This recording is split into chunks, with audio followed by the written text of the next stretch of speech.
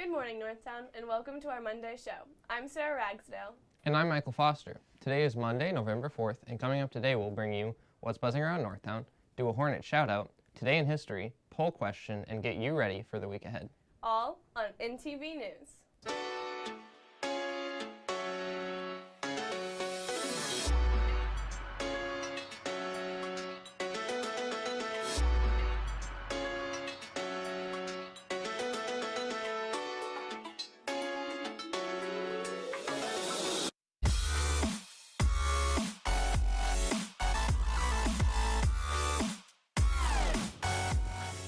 Let's get started with a look at what's buzzing around Northtown.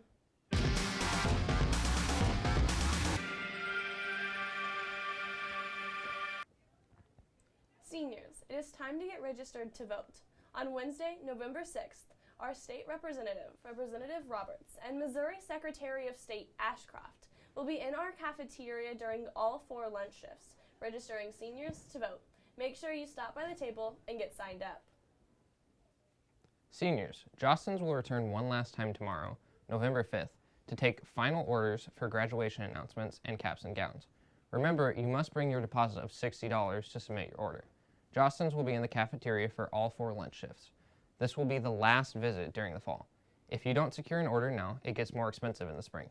Tomorrow is also Club Photo Day and Advisory in the field house. Check with your club sponsor for your exact photo time. Attention sophomores and juniors. There will be an open house at NCC on November 14th from 4:30 to 7:30 for anyone interested in looking at some off-campus programs for next year. A cappella choir members will be performing on Channel 41 News on Wednesday. Should report to the choir room at 7:30 a.m. to pick up their uniforms. Attendance recovery and after-school tutoring has started. It will be held every Tuesday from 2:40 to 4:30. There will be a late bus, so pick up a pass from South Campus, Miss Schwartz in B Building, or Miss Allen in Norclay before 4th block if you need transportation. Congratulations to the debate team on their first place team sweeps at Maryville, as well as 35 individual awards.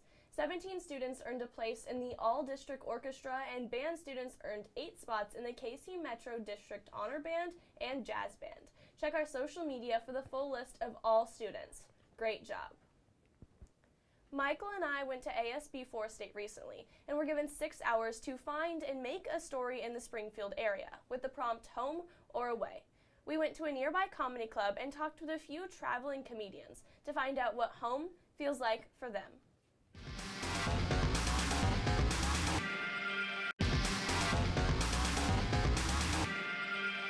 I wish fat guys could show the same amount of pride. Gay guys have parades. Fat guy can never have a parade. If we did, it would just be a long line of food trucks. Life in the bright lights isn't always glamorous, especially when constantly uprooting and settling down. But when talking to the performers themselves, we discovered that a home can be found in places we might not expect. This is like my whole club. I feel comfortable in here. I can say anything I want here. The intangible things of everybody, it's like a community. All the comics get together. We're all friends. Surprisingly, homerooms are not necessarily the easiest or most comfortable place for a performer.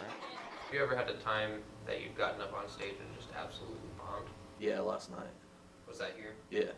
How does that feel in front of your home?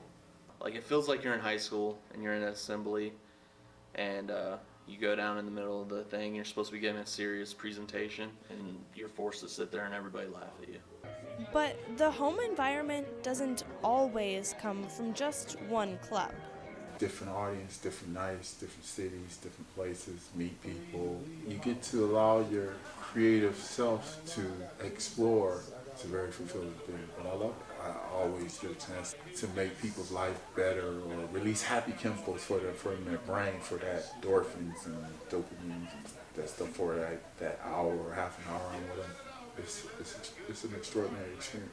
For a performer who is constantly putting their lives out there and on hold, having a home environment while away is a huge part of the trade.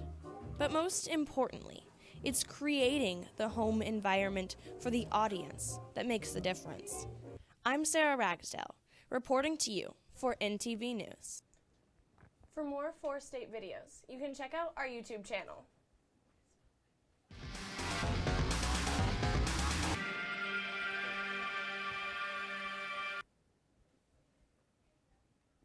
There's always someone who deserves a shout out at Northtown. And this week, we want to give a shout out to our Hornet Student Council for raking the leaves of Northtown neighbors.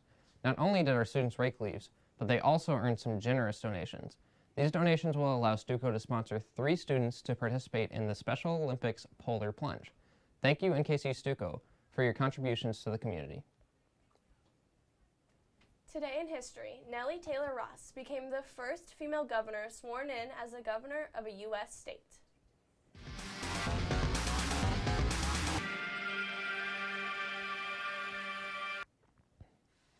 Ross was born in St. Joseph, Missouri, to James Wins Taylor, a native of Tennessee, and Elizabeth Blair Green, who owned a plantation on the Missouri River. Her family moved to Miltonville, Kansas in 1884, and she graduated from Miltonville High School in 1892.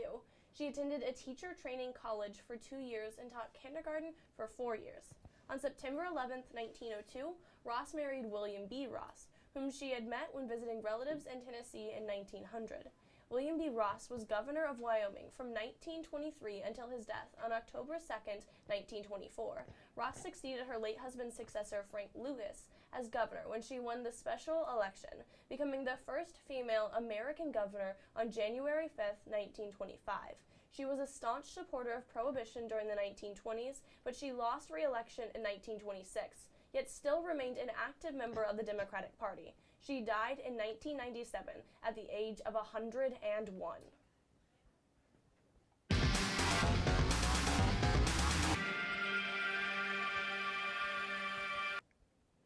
For this week's poll, we want to know, who do you think played the best Joker?